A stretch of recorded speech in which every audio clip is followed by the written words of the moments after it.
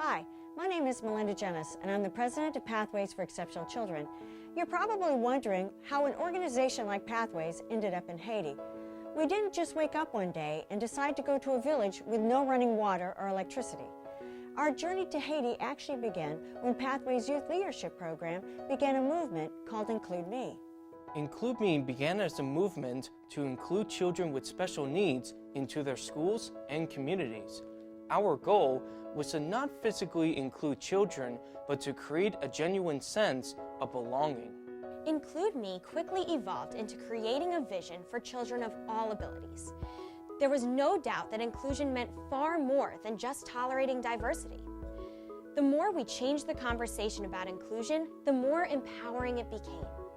The story of Include Me began in 2010. Pathways Youth Leadership Program grew into an Include Me movement in 2010. Kids from all over New Jersey got on a bus and went to Trenton, New Jersey to speak to the State Board of Education and Commissioner of Education. One kid after another spoke, and many began to join the movement.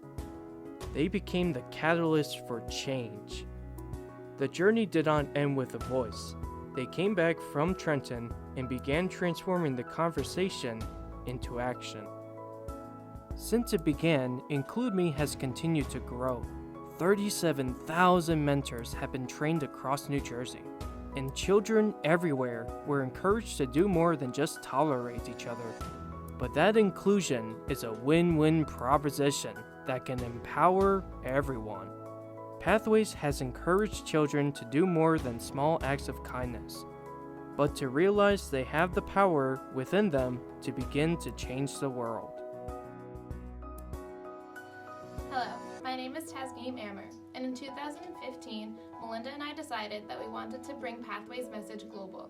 We wanted to go beyond the act of kindness. We didn't just want to write a check, we wanted to live and experience it too. We found an organization called Build On, and we had to raise $30,000 in 7 months to build a school in Haiti. On June 26, 2016, 12 students and 3 adults began their journey to Haiti. Once in Port-au-Prince, we traveled 3 hours in vans to our host village, Treme. When we began to build the school, there were no bulldozers or heavy equipment. All we had were shovels and pickaxes to dig a 3-foot deep foundation. It was truly amazing to see so many women vested in the project of building a school for their children. It didn't matter, young or old, people came. Even if we didn't have enough shovels, people came with plastic lids to help remove the dirt. We took bags of cement and mixed each one with water, and mixed it by hand with our shovels. One by one, we shoveled the cement into buckets and formed assembly lines of people to transport the cement to each part of the foundation. We poured the cement into the foundation. Large rocks were also separated, and by hand, through the same process of an assembly line, were dropped into the foundation. Every brick was made by hand, one at a time. We first had to sift large amounts of sand and rock to separate them. We didn't use a fancy tool. In fact, it was the cover of a fan. The sand was mixed with water using a shovel. We had only 1 brick mold. The sand was shoveled into it, pressed and leveled, and moved to dry in preparation for building the walls. Through all the hard work, it was amazing to see how resourceful and joyful the villagers were. During breaks, we played games with them, sang with them, and danced. The music they played was made using a bongo and tin scraps and sticks that the children just found on the worksite. By the time we left, we had built walls that came 3 feet above ground by placing each rock on top of layers of cement. I know that I keep saying one by one, and by hand, and individually, and each, but that's exactly what this was. Our last day, we gathered to celebrate our accomplishments together. The most amazing thing was how people from every walk of life both old and young, black and white, disabled, non-disabled, wealthy and poor, who didn't even speak the same languages, found empowerment through the diversity. We all learned to cherish as we helped each other to not only build a school, but become better people that together can improve the world. We have worked really hard to get here, and we are very, very, very happy that we can come and help and make a difference. And we are very, very sad to leave, but hopefully we will come back one day. Nous plaque là en tant que un monument nous quitte pour nous building qui là. At any time we are watching this plaque, we will remember what Bildon have done for this community, what you have done, and left your country come over here to help us build this school. Donc nous pas oublier nous. We will never forget you. And Treme, we will never forget you. Pathways went to Haiti to build a school, but we took away far more than that. We gained a greater understanding of inclusion and experienced an entirely new culture. The experience was absolutely life-changing. They had no running water or electricity. They spent hours taking care of crops and farms. And then they walked miles to bring heavy baskets of goods to sell in order to feed their families. We had never seen a harder working people or a people with greater sense of community. They were resilient in the face of so much adversity. And despite all of those challenges, they were some of the most grateful and joyful people we had ever had the privilege of meeting. One of my favorite stories about Haiti involved a young man named Thomas. Thomas was so hungry for education and to learn English that he walked an hour each way to build a school in a village that wasn't even his own. He was one of the hardest working people there. Hello, America. Hello, America. From Haiti. From Haiti. There you go.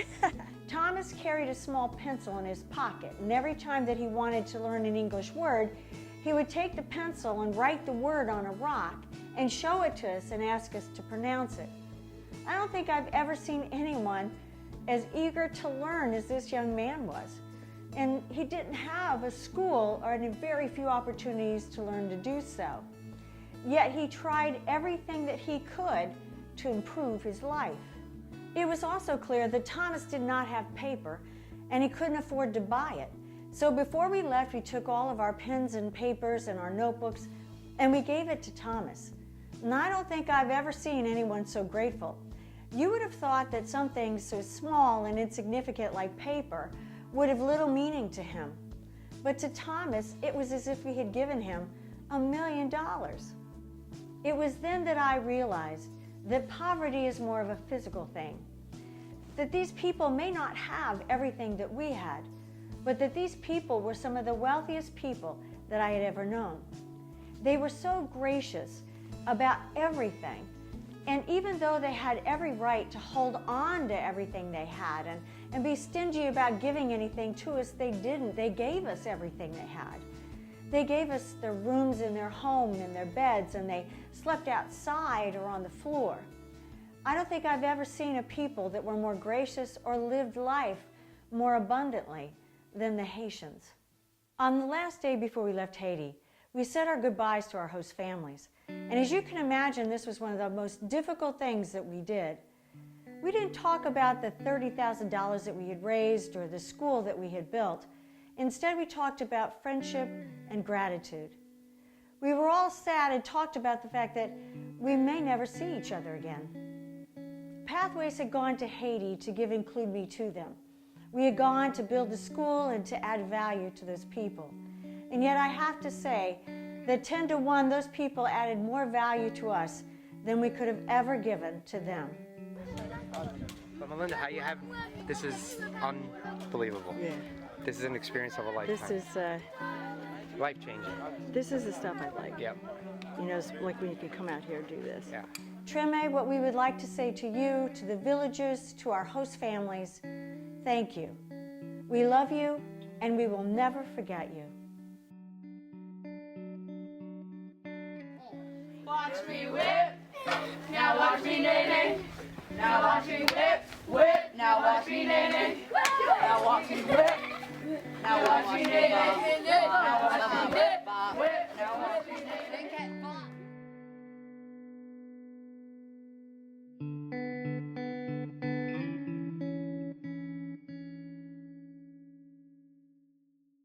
As Nelson Mandela once said, it always seems impossible until it's done. What seemed impossible to us when we began was completed. The people of Treme finished the school in September 2016. On October 4th, 2016, Hurricane Matthew hit Haiti. The people of Lakai, where Treme is located, experienced devastating losses.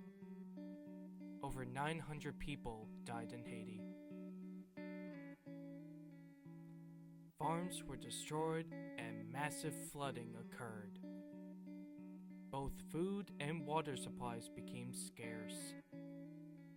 What little the people of Haiti had was destroyed. Once again, a natural disaster caused tremendous tragedy.